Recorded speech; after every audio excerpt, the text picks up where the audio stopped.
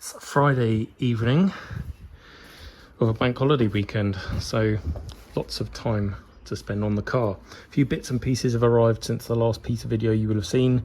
My stainless steel hose clamps or Jubilee clips for the turbo 2-inlet manifold, the M8 nuts and stainless washers for the exhaust to cylinder head, the M6 stainless nuts for the coolant rail.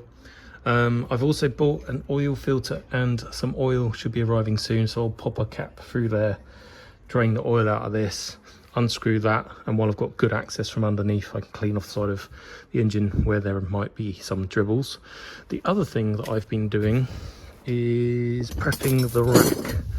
So the rod ends there, as previous videos have shown, they are perfect. And what's so good about these, ignore the paint that's on there, but those rubber gaiters haven't broken down at all, which is good. That's the rack. I de-rusted it, painted it, as I've probably bored you with in previous videos. These drumstick joints are so stiff. There's no play in the rack at all, and they are like perfect, both ends, so no rebuild necessary, which is good. So we just need to fit the rod ends, or fit the gaiters, then the rod ends, and we're away. What else was I going to tell you? Oh yeah, the steering linkage goes from the rack obviously up to the column. The subframe is all still loose, and the idea is I'm going to post the rack through, and while the subframe is loose, while the rack is loose, and while this is loose, I've got lots of room to manoeuvre stuff to get it all connected. So that's what we'll be doing once the paint has dried. I hear planes. How cool is that?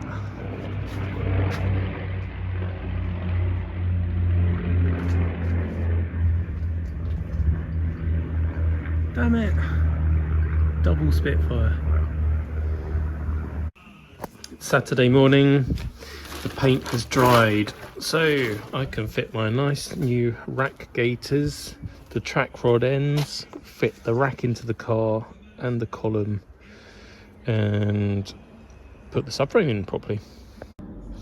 Probably don't need to, but I'm just adding some grease to the rack body, or the shaft and the teeth, where I can get to them, and the ends of the drumsticks.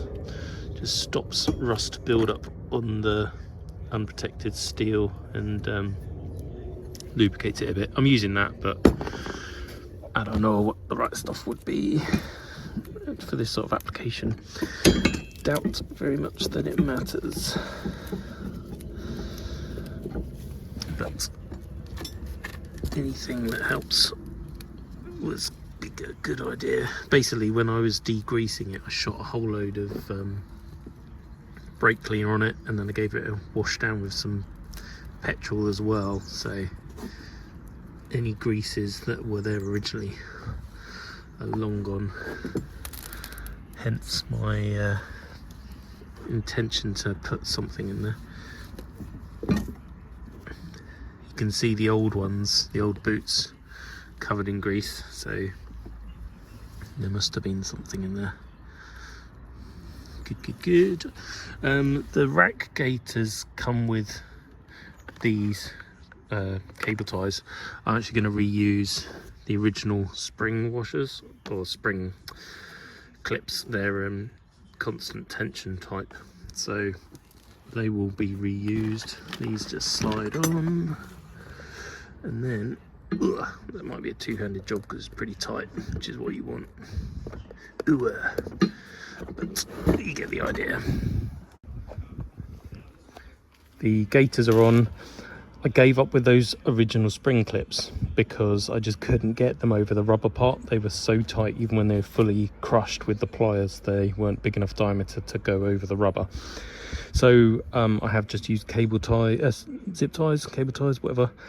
They need cutting off. But now an important step. This is the later cam gears type power steering rack. There was 3 different racks fitted to SD1s. This is, I think, the later type, the last of them.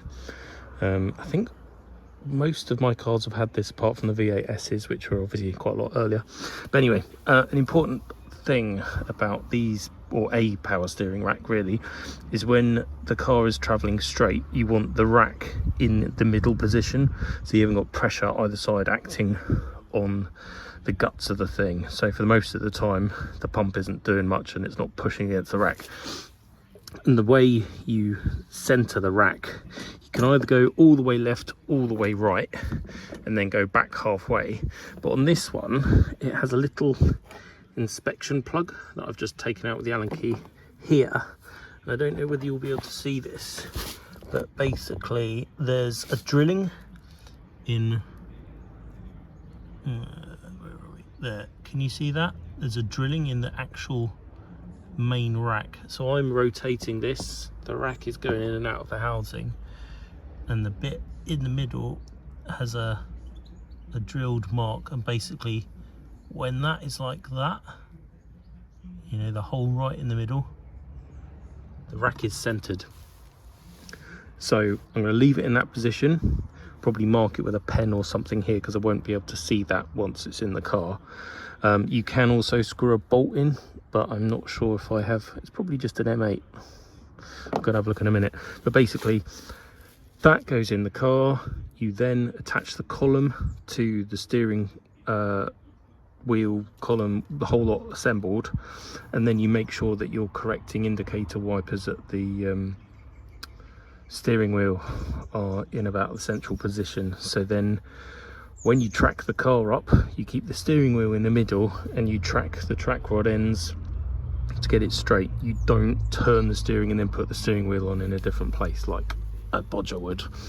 That means everything's perfectly straight. You won't have any sort of dead feeling one way or the other, and you won't have immediate assistance in one direction, not the other.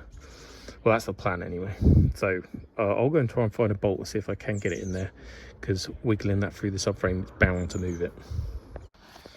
This is not the correct bolt job for not the correct bolt for the job, but it does actually work. It's got a little stud on the end of it, and just by fluke, if I get that at the right angle and then just finger tight because I don't want to wreck any threads. Ugh. But that is, oh damn it, I had it a minute ago. There, it's just picked up on the shoulder, it's just gripping, so that can stay like that. Then I'll probably knock that off and clean that. Actually no, I never separated that. I'll leave that like that. I'll clean up the other threads, copper slip them all, and then it can all go in the car. I was just about to center the column, but there's little point, because this Motorlita aftermarket steering wheel and the Boss doesn't have the tab on it to engage with the slot that would ordinarily turn your windscreen wipers off. So basically, indicators. So if you put the indicators on, you should turn that collar. It may be that the unit I've got is broken, but it should turn in one way and then click off. I don't think it's working. In fact, it definitely isn't working. Should have clicked off by now. Unless it's just stiff. Oh no, there it is. So that's what should happen. Did you see the collar rotated? It picks up on something in here and releases the indicator. But this Boss doesn't. You can just see it spinning free in there. Doesn't do anything. So basically that can go wherever I want, and it just means I'll have to old school it and manually correct my indicator wipers, which will add to the charm of the car. So post the rack through there. There's the column, it's like thing, needs a bit more copper slip on here. This bit goes to the car, that bit goes to the rack. But we want it all nicely lubricated, because they are a pain. And the other thing to do, which I won't be able to show you in the car, but this doesn't go through a crazy big angle. But even so, it would be nice if that bit cannot at any time clash with these bits. It shouldn't ever, but you can see how it's clashing there. It won't really make a difference, but more chattering, best practice and all of that.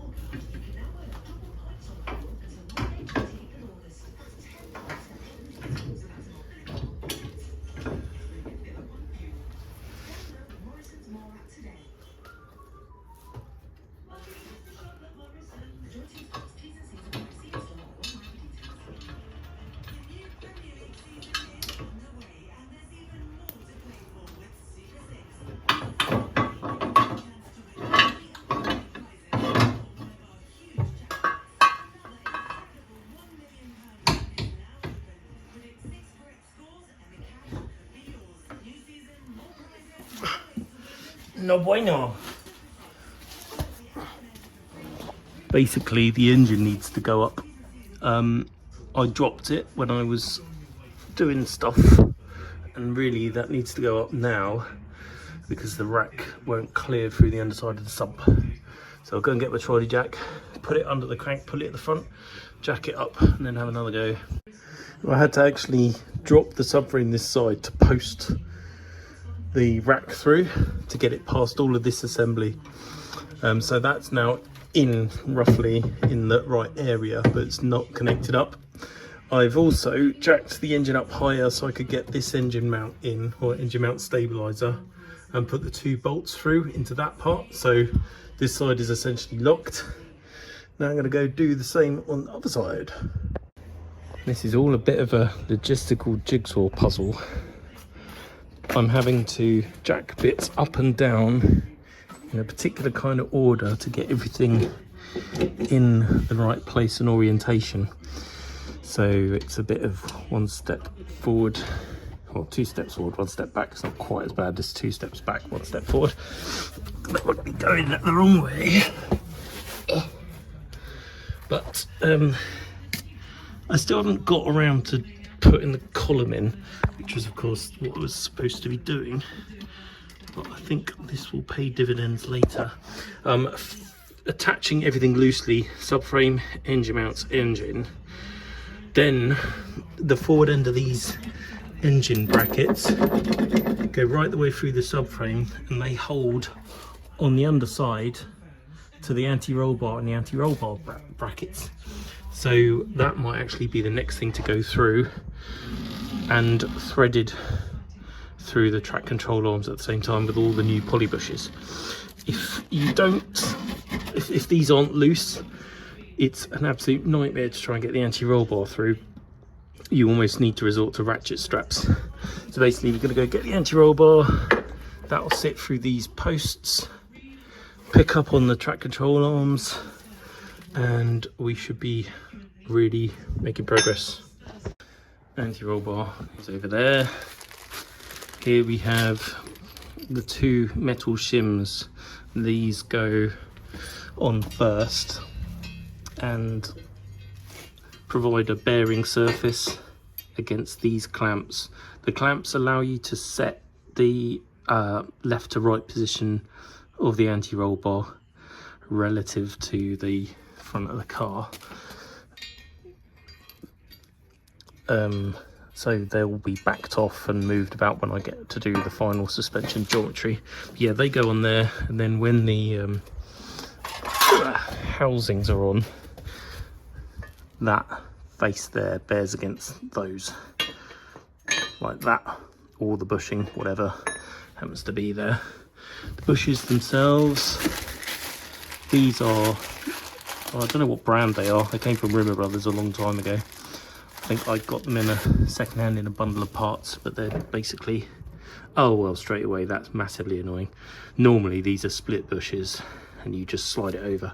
This one isn't. This one will have to be posted along there, which will probably be a bit of a fight, but anyway, you get the idea. And then we also need the track control arm bushings. These sit on that end there. The washer goes on first, big washer, and then these go either side of there like that, and the whole gets posted through. So this again will not be filmed. Apologies for that, but it's not particularly interesting anyway. It's just me grunting around, thrashing my bum at you. As predicted, this is being a bit of a pain. Got it that far. I'm just going to put some, I was intending to put some grease on there, but it's like bloody ketchup packets at McDonald's. The frustration I feel. Just want to eat my McDonald's and I can't get into the ketchup. Right. Congealed and very old grease. But better than nothing. I've just taken apart the anti-roll bar on the M3 that's behind me and had to replace the bushes and stuff like that. And the anti-roll bar is pretty much rotted where the bushes were because there was nothing in there from factory. And with a conventional bush, maybe you don't need it, but it's always going to help just prevent water sitting in there, rotting stuff. So we have what needs to be assembled to go up under the car. And then I also have new bolts, new nuts, new washers for these. These will be, I think, what were they? 85mm M10s. So that can all be, these I'll drop in from above and they'll sit there, and then I will optimistically wrestle that up onto the car while trying to align the anti-roll bar with the track control arms and all the bolts with all the holes by myself. Yippee! Good job that wasn't filmed. That was a bit of a twat. These keep falling off, so I will put them in with bolts. What am I going to do now? Now I will do the column, I think. Then I will try and get the subframe in the right place. I'm conscious that with everything hanging and having for a while been supported by axle stands, if I was to clamp everything up now, I might be preloading something. So the only part that has to go in one place and can't move is the subframe to the body. This engine mount, these engine mounts, those engine mounts, they can all move. So really, I'm going to leave all of that loose. I'm going to do the subframe, the anti-roll bar, track control arms but left loose, steering column, all of that can be done up, but the engine will wait.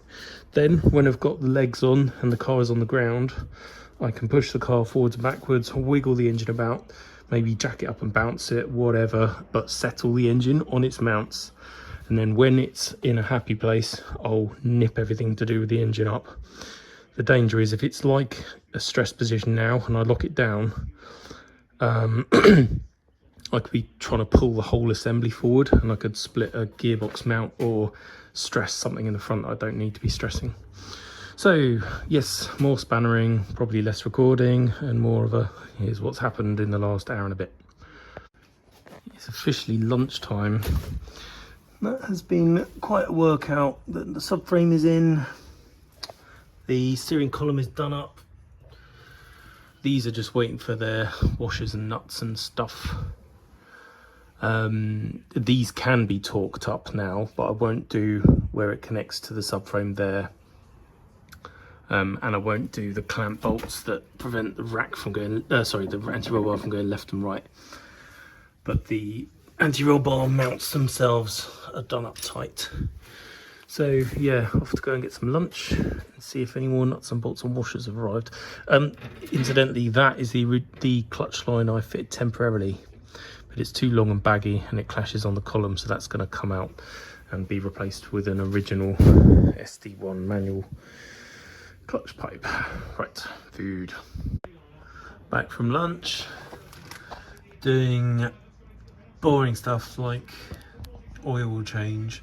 Haven't actually bought the new oil yet, but thought I might as well drain the old stuff, get the oil filter off, new oil filter on, and I'm also gonna pull the sump pan off and reseal it because it just looks a bit smeggy. Oh, I can hear a Spitfire.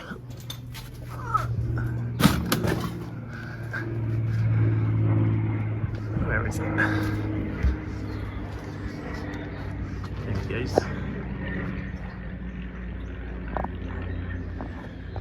I don't know whether I've uploaded it or whether it's going to be in the video, but two flew over last night, which was pretty cool, in tandem. Whoever put this on last time was not shy with the seam sealer, literally hanging off the bottom of the thing. Massive globules, which is quite alarming, but doesn't really matter. I guess it would have got gobbled up by the pump and then the filter before it got delivered anywhere important, but not the best to find. Let's investigate this and see how much gunk is in the bottom. Now, I must have changed the oil when I got the car a long time ago, but I never drained the sump fully, so we should be looking for horrible sludgy bits. There we go, horrible sludgy bits.